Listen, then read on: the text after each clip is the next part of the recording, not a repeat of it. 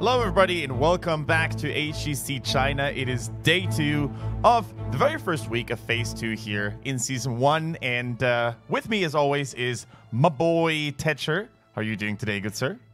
I am doing pretty fantastically. First day of HGC China really showed that we're probably going to have some mental games over the course of this phase. Season 1, Phase 2 of 2018. And we are getting ready for day number 2, where we also are going to potentially have some good matches. Oh, absolutely. Today is stacked with a couple of best of 2s, and I'm pretty sure our overlays are going to show them to you in just a bit here. Of course, it's a new phase, so that means we're going to see some new and old faces alike. And most importantly here is, of course, we have to mention that KT is back. They were part of the HGC China last year. Then, unfortunately, they fell down. They fell in disgrace, but they qualified back, and now they're here to take what was once theirs. With almost an entirely new roster. Like you said, they dropped out and then just came back with just a completely new team. It's still the same name. But have we had that? I guess we have, but I didn't think KT was like an org.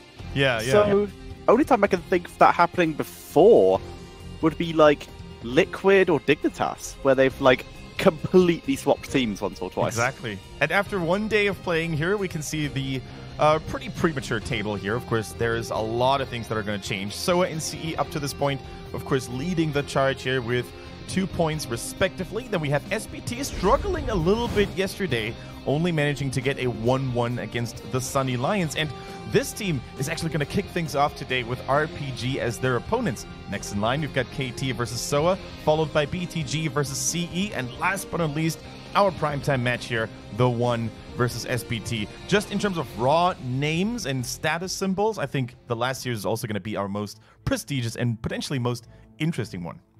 I agree. We have our first seed team going into the Eastern Clash versus our second seed team. SPT did come out a little bit more successful in terms of the overall score, but they still have an opportunity to...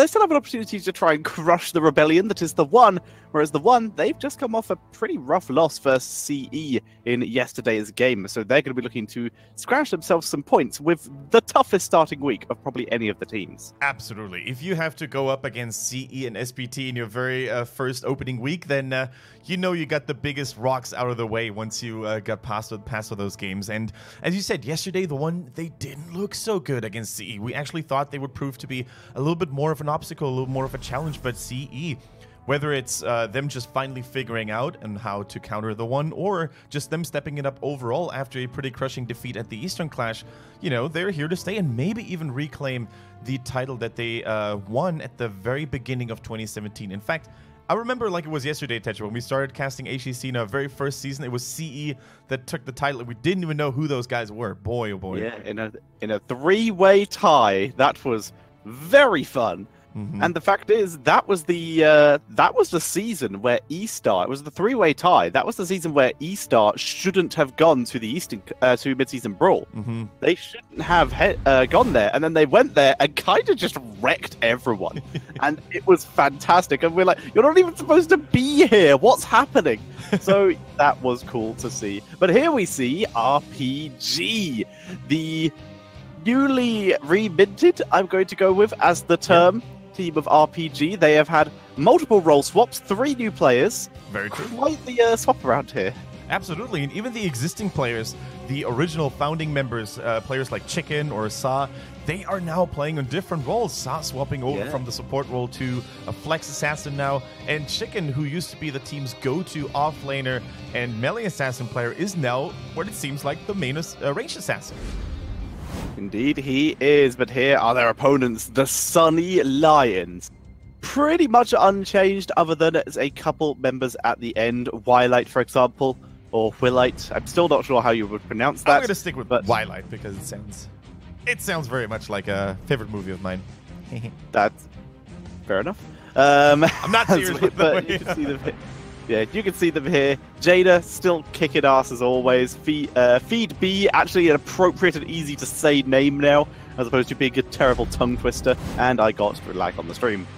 There we go. We've got Jaina, the MVP, the personal key player of the team known as Sunny Lion, showing a big time yesterday actually on that Falstead, managing to get a tie against SPT, the top dogs of the league here. And by the way, guys, just in case you're wondering what those odd numbers were supposed to stand for at the bottom side of the portraits, respectively to their role, or depending on what role the players are labeled as, it's going to be either damage done on average per game, healing done on average per game, or damage taken on average per game if the player is a tank. Exactly, and that's pretty cool to see for the start. I really thought it was like a power level and they had some weird formula, but it's still pretty decent. Once basically, bigger number means better player, unless it's a tank, in which case those bigger numbers could be more deaths, but you have to wait and see. Exactly. All right. And yeah, actually, Jaina, we have to mention this guy a little more, I think, because he does indeed play a lot of Jaina. I think his win ratio last phase on that hero was quite outstanding. I can't recall the exact number, but it was definitely very positive, very much positive. Now, RPG against Sunny Lion, on paper, it looks like a bottom-tier duel. However, both teams have shown moments of brilliance yesterday. RPG, we weren't really sure how strong they would come into the season after placing last in the previous phase, but there is a little bit of light on the horizon, especially because of players like Timeless reinforcing the roster. We probably have to mention him as well there, now being the team's main off-laner / melee flex. Indeedy, and they look aggressive, and that's very fun to see. In their match yesterday against Soa, Soa proved they are still a top-tier team, but RPG put up a fight. They looked reasonable, and with Soa currently sitting in tied first place up at the top of the table after only 1 day's worth of games, mind you, RPG are going to be looking to steal some points off Sunny Lion. However, for those who didn't see yesterday's games, Sunny Lion were no slouch yesterday, weren't they, Kendrick? Oh, hell no. They were quite the force to be reckoned with, actually. In that first game against SPT, of course, they went a little down here. SPT proving to be too dominant on this very battleground that we're about to witness here on Dragonshire. But in the second game, the Sunny Lions roaring and coming back in big fashion, actually, and overpowering SPT in teamfights over and over again. And you may argue that SPT played a little sloppily, played a little stubbornly, but hey, it still takes quite a lot of discipline, a lot of fortitude, and of course, a lot of skill to overcome a Titan like SPT. That it does, and even with SPT taking a small roster swap due to Qinjiao dealing with some post-surgery, they still look very strong. We don't need to take that away from them. They look great still, but need to shake off the ring rust a little bit, get back in shape and get back to the top of that table. Otherwise, teams like the Sunny Lion going to jump in and maybe scavenge the pieces, scavenge a couple points off them if they're not careful. Yeah, absolutely. I mean, competition never sleeps, especially not in HGC China, where there's so many hungry teams now trying to maybe use or utilize the weakness of the larger teams to their own advantage. And there's one thing to say, then it's still the fact that China needs to do a little bit of improving as a region. We saw shattering results at the Eastern Clash. As much as it pains my HGC China caster heart, I will have to admit that the results weren't really too overwhelming, and as such, a lot of practice, a lot of improving needs to be done until the mid-season brawl if the Chinese teams want to hold their own against the competition from Europe, Korea, and of course NA as well. Exactly, lots of stuff has to be done, but we believe if our maths is correct, and via the rules set out at the start of the season, although it was quite surprising that I don't think we were told that Taiwan was actually an Eastern Clash as well. But either way, in theory, Korea should be stealing the one of HGC China's spots due to winning their clash, just like Europe will be taking one of America's spots at the mid-season brawl. So the way it works is, of course, that the winning region of the respective Western and Eastern clashes are going to get one additional spot at the mid-season brawl. That means 4 teams of Europe, 4 teams of Korea are now already qualified for the mid-season brawl. And depending on how many slots the other regions get, it should be 2 NA teams, 2 China teams, and then 1 from Taiwan, 1 from ANZ, and 1 from South America, maybe. Exactly. Like, I'm pretty sure, the ANZ, South America, etc. They have their own wildcard region, remember, which decides who goes to the mid-season brawl. So that's going to be pretty hype. I cannot wait to see that. Absolutely, and that's going to be a very interesting question. I'm going to answer that to Siltum, who's asking, can China beat NA? To me personally, that question is a little hard to answer right now because both regions have their own star teams respectively, and then they have a couple of mid-tier and bottom-tier teams. However, that duel is going to be a very interesting one to follow. Europe versus Korea probably placing at the top tier, and then we have the mid-tier regions like NA and China duking it out to maybe cause an upset or two. Always a pleasure to follow that at international tournaments like BlizzCon or Mid-Season Brawl. Exactly, and me and Kendrick have actually discussed this beforehand. I am of the personal opinion that Tempo Storm doesn't feel like an American team. I would argue that if they went against most teams in most regions outside of like the top 2-3 Europe and the top 4 in Korea, and they probably beat most of them. But I think other than that, China has a good chance against NA. Definitely true. But back to the game that we're about to watch here, Sunnyline versus RPG. Sunnyline with first pick, first ban, starting things off here with a Garrosh. And it's safe to say that Garrosh right now has jumped to the top of the table in terms of warriors overall. The amount of plays you can make with that hero is just astounding. He's very resilient. He's definitely not too dependent on his own positioning because of his passive armor. So cool to see that both teams seem to have a little bit of a weak spot here, because RPG, they could have totally picked it themselves with Timeless being a fabulous Garrosh player. Although Timeless does appear to be going for more solo laney, more independent heroes as of recently, but they go with Greymane and the Malfurion. The Malfurion, very surprising that slipped through the draft. So the first stage of the draft, what with Tracer being so high priority, but Garrosh seems to be one of those go-to heroes along with Medivh as a counter. And with Hanzo gone but Medivh open, we will have to see. Although China doesn't appear to be focusing Medivh too much. Yeah, it's weird, isn't it? Medivh seems to be such a powerhouse in other regions, almost banned or picked in most games here. But in China, we saw him twice, yesterday, which is already way more than in the previous phase, obviously. So let's see how much focus there is going to be on the Prophet, on Medivh. With certain heroes, I can actually see him work extremely well. Tracer could be one of those. Then, of course, any fragile ranged assassin, basically. Diablo, I would love some Medivh Diablo here. The Wombo combo, Leyland Seal, Apocalypse. Yeah. I mean, and right now I'd quite like to just see Medivh Tracer, like you said. Instead we are seeing Tychus. Every time I don't expect him, he comes out. Every time I think he should be picked, he's ignored. But this time, picking him up with a Garrosh makes a lot of sense here. You want to deny one of those big counters. With Greymane already on the board, there's a little bit of damage that can deal with Garrosh. So steal away a little bit more. You can ban out Malthael during the next rotation if this is the route you want to go down, or even ban out Leoric, removing that solid solo lane hero. Now, I want to see, Tetcher, whether the Mayhem Crusade of Junkrat is going to continue here. He was such a staple yesterday, picked and involved in almost any draft that we faced, and actually reaping some really good results as well, winning most of the games that he was part of. Now, Falset is coming in as the next ban here. Very interesting to see. Of course, Falset so powerful on Dragonshire, the ability to lane multiple lanes at the same time using the flight, the ability to control and dominate the shrines. Nothing to be sneezed at. And of course, this is the hero that Jaina has kind of just been carrying on all of this season. So being able to, the Falsat and the Jaina to combine. So seeing him lock that in is not too surprising, as the band removing that option from Jaina. As we see the Junkrat, like you said, Reign of Terror has been ended, but be careful of Total Mayhem, as he is banned out by Sunny Lion. Yeah, so this is definitely cool to see. Both teams doing their homework a little bit here, trying to prepare to the opponent's, preferences. So no Junkrat this time for RPG. They played it a lot yesterday. And no Falset on Jaina, as you said, for Sunny Lion. Such a force on that hero yesterday. Even good enough to take a win away from SPT. And that alone should be reason to instill fear and terror onto the enemy team's hearts. Exactly. Although the Falstad was not as effective on the Dragonshire against SPT, but that's kind of out of their control. That's SPT on Dragonshire. You know you're in trouble if you're even in that room.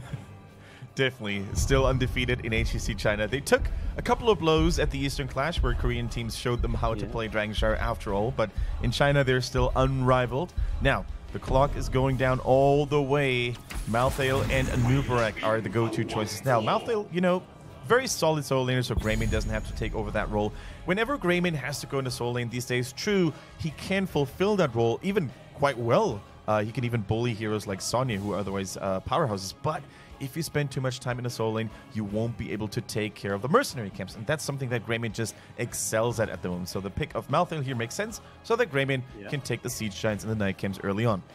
So that's very likely to end up being a timeless pick, with the Greymane either going over to Chicken or Sa, which is going to be interesting due to the tank role being picked up by their new player C.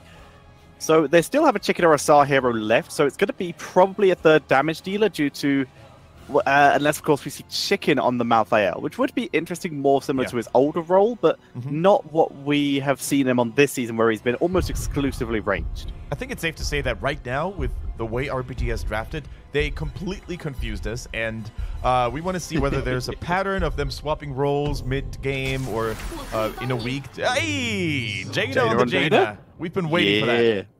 Also, Void Prism, Ring of Frost? Could this be the return of a very, very old combo? Yeah, of course, 2017 Team Dignitas, when Mene was still part of the roster and played the Jaina, those were good times, basically. Wrecking people with a combination of Protoss technology and Frost magic. Of course, we can see that now as well. There is a lot of follow-up potential, even more. Like, if you think about it, a VP into Ring of Frost into Silence Lurking Arm. There's no escapes whatsoever. Once you're caught and rooted, you're going to stay there. And then put on top... Garrosh stand in the middle, taunt everyone for good measure. Absolutely. Yeah, your day is going to be bad if that is a scenario you find yourself in. So, interesting. Also, it's going to be a nightmare if it's not Jaina on that Jaina, because casting... for now, RPG, finishing off with Li Ming. Now, this is more likely to be, I would argue, the Chicken hero, with Sa, by a pretty reasonable amount, the oldest player in the league, probably going to be taking up the Greymane. Yeah, that is my go-to prediction here as well. Either way, it's going to be so interesting to see. On the one hand, we see a very combo-dependent team that Sunny Lion brought to the table. However, I'm not at all worried that they might not be able to execute it, because what they showed us yesterday against SPT was absolute masterclass. So if they get their act together, and if they execute all of those tools in perfect synchrony, then I'm pretty sure that RPG is going to have a tough time. On the other hand, we have a very elusive team. If you take a look, Li Ming teleport, Nubrek should be able to dodge it as well. Greymane hard to catch. So as long as Malfurion and Malthael make sure they don't get caught, I think RPG could have the tools available to actually hold their own against the Sunny Lion's, aggression here. Yeah, it's going to be interesting. I look at the RPG's comp and I think Hero League. I think this is a load of good heroes that have just been put together with very little actual plan, and they just plan on just outplaying their opponents. That's going to be difficult. Exactly. Whereas Sunny Lion, they have drafted as a unit. Once again, Occam's Razor does come in. The simplest option isn't always going to work in this case, but due to the fact that it is harder to execute. Yeah, definitely true. So I love the comparison, by the way, that you brought up here. The Hero League comp, a bunch of good heroes. Let's just throw them in together and see what happens. That is, of course, the recipe of RPG in this game. They're represented by Chicken on that Malthael. MJ is back on the support here on Malfurion. Sa plays Li Ming. C on that Anubrek. And Timeless on that Greymane. Yes, got them slightly mixed up. But on the right-hand side, currently, single point ahead of RPG, it's Sunny Lion with Pow on Stukov, Jaina on Jaina, Tychus being played by Feed B, Wildlight on Zeratul, and First is playing Garrosh. You know what this Sunny Lion comp reminds me of? Go ahead. A time flow comp. Huh. That is very true. The only component that is missing, it could be the Garrosh, but you're totally right. Time Flow, of course, the team that wasn't able to re-qualify here in this phase. They shall be missed. But, Timeless, the magic that Timeless brings to HGC China is definitely to be felt here with RPG as well. And Timeless, of course, a legendary ranged assassin player, Grandmaster in Europe, revolutionizing the play here. For the most part, though, he's getting shut down at the moment, and Cass's first blood seems to be, the Cass's jinx that also occurred a couple of times yesterday.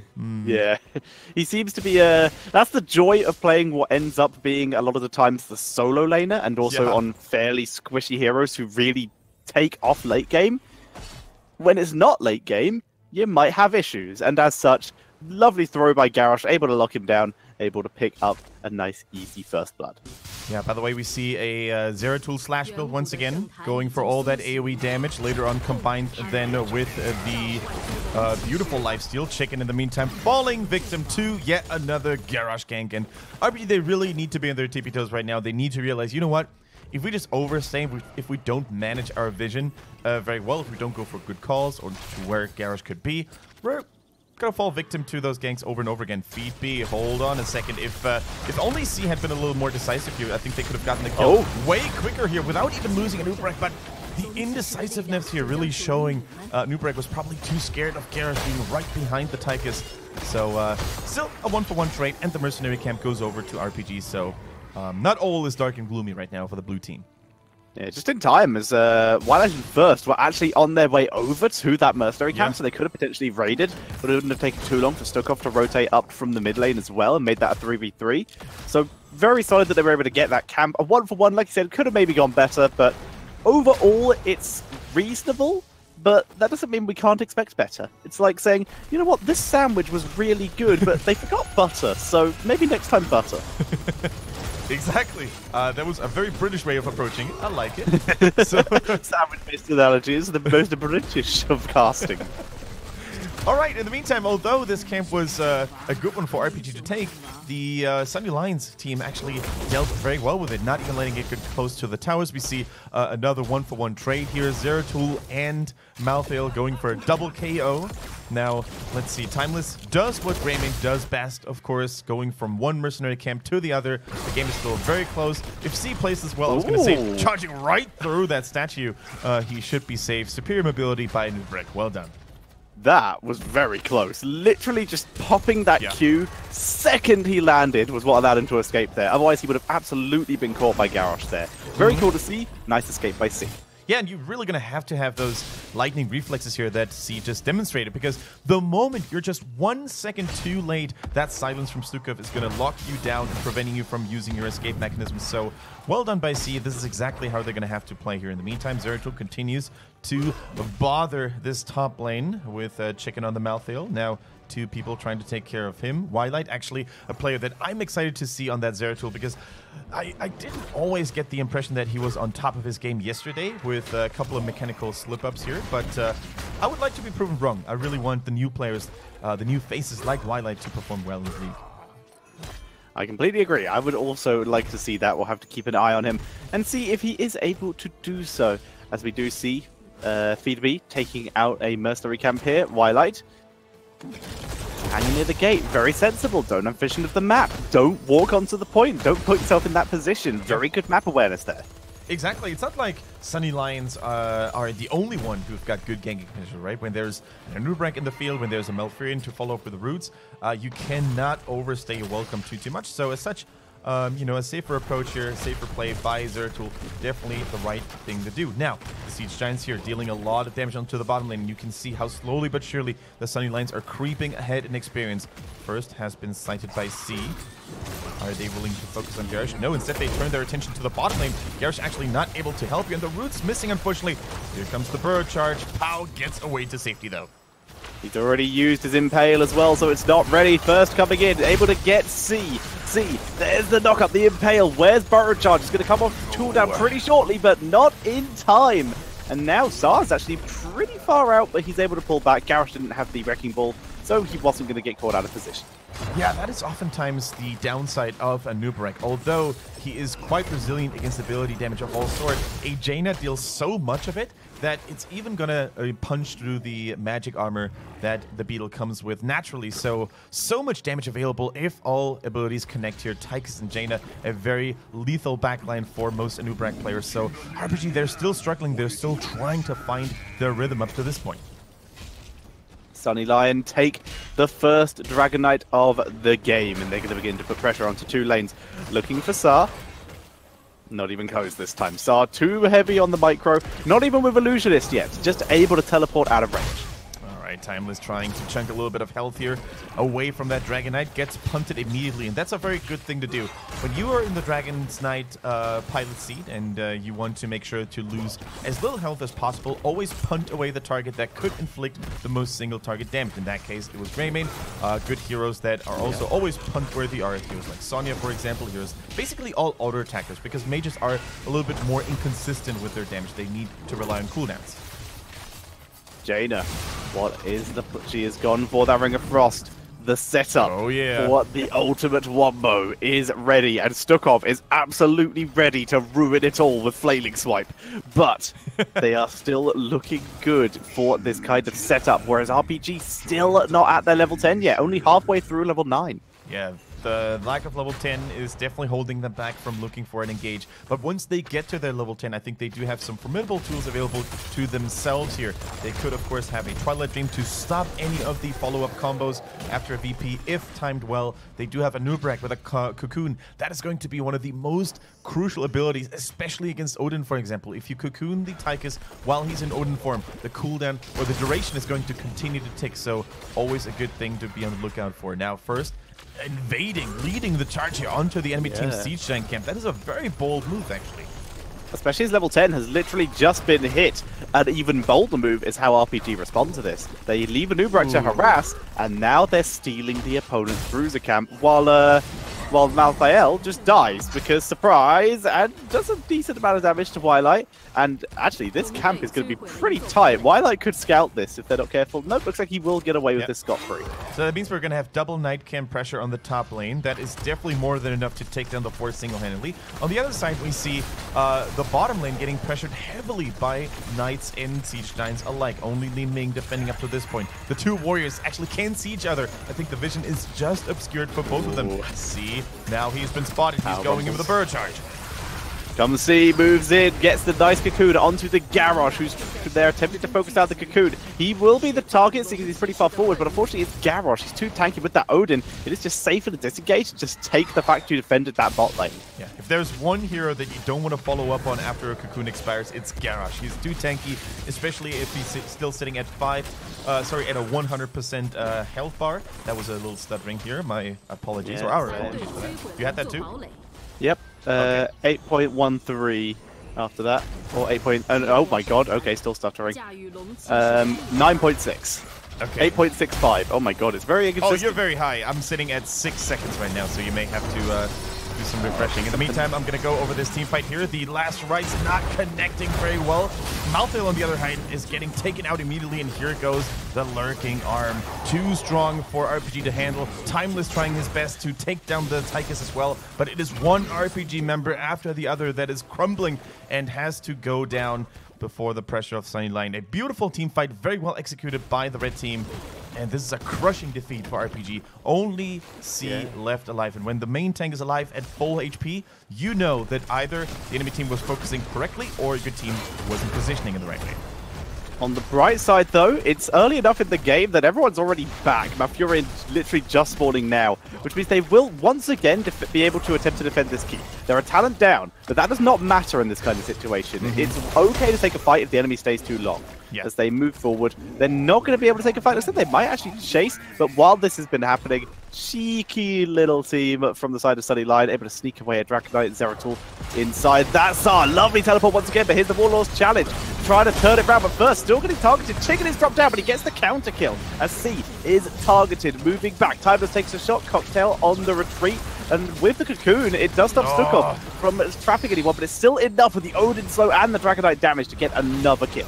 KB on that Odin is hammering down on the Anubarak. The mighty Odin attacks, chunking down huge portions of health from Anubarak. I'm not sure if the Tranquility wasn't ready in that previous engagement, or if MJ just wasn't really confident in using it anyways, but that is a crushing defeat once more for RPG, losing that bottom keep. At first I was like, I'm pretty sure they could actually defend that if they just posture up nicely, if they use all the long distance poke from Li Ming and Greymane, but instead they went for a full-on attack here, all-in attack, and they weren't even level 13, so going all in with a talent down against the Dragon Knight, it's a little bit risky.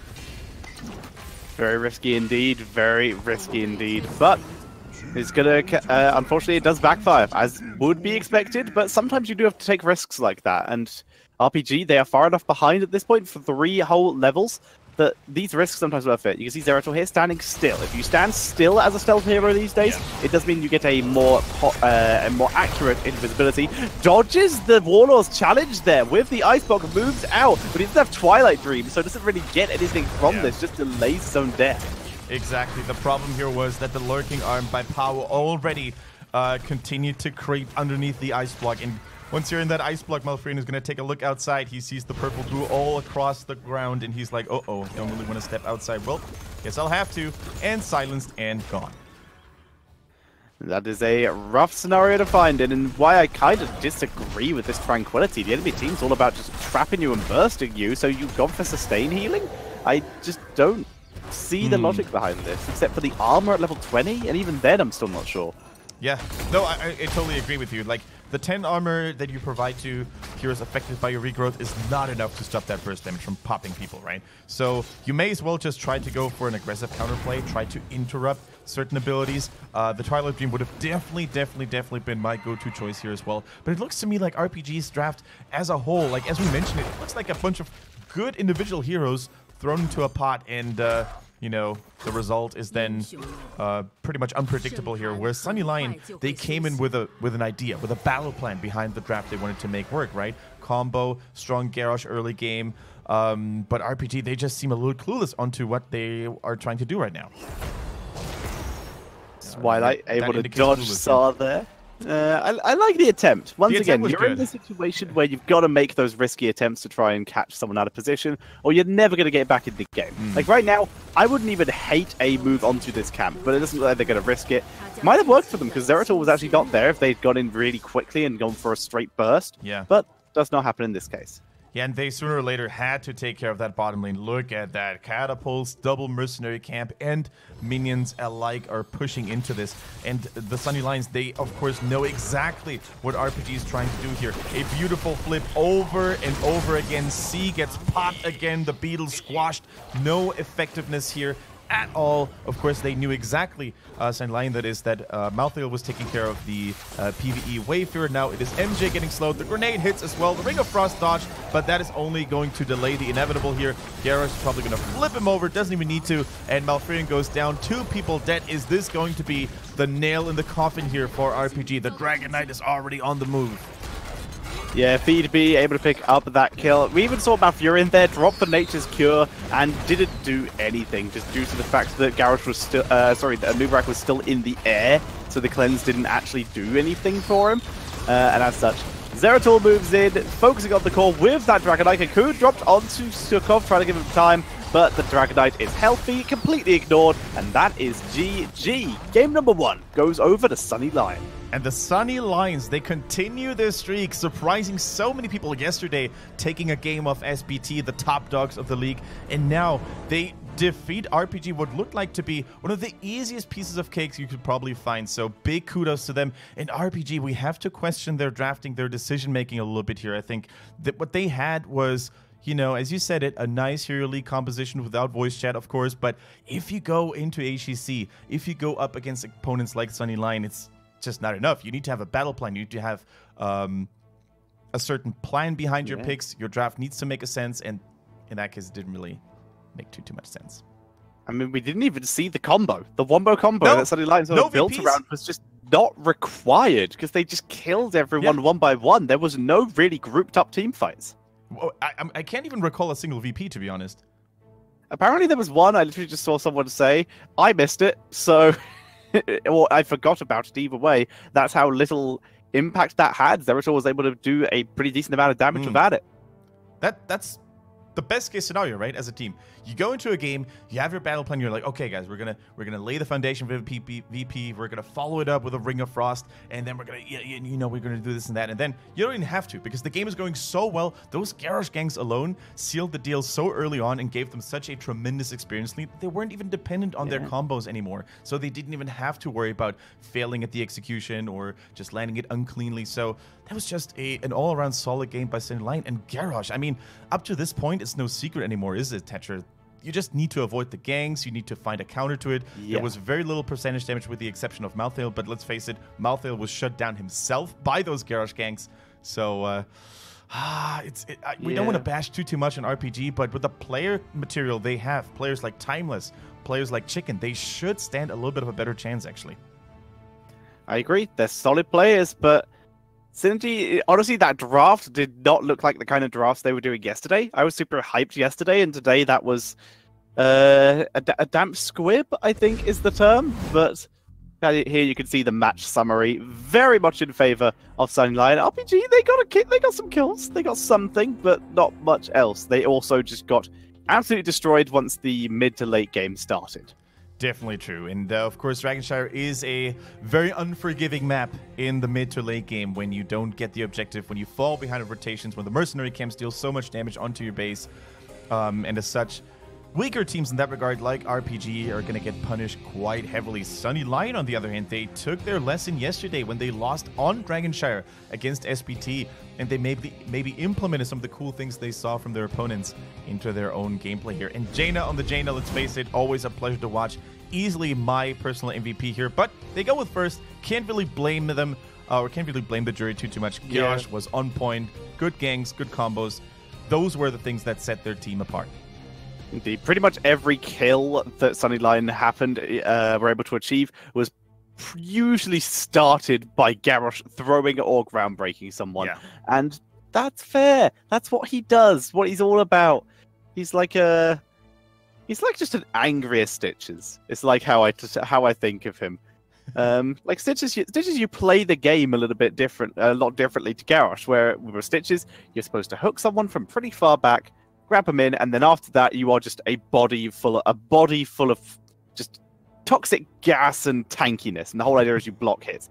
Garrosh, your entire objective is to face, and that is it. He is the one true orc. I guess he's the embodiment of going face. I totally agree with that. We're going to have to wait for Rexar rework or two before he can maybe reclaim his throne in that regard. Yeah. I like Rexar. Does he out-sustain a core if he just lets Misha tank? I'm pretty sure he does, yeah. Yeah, so he could face.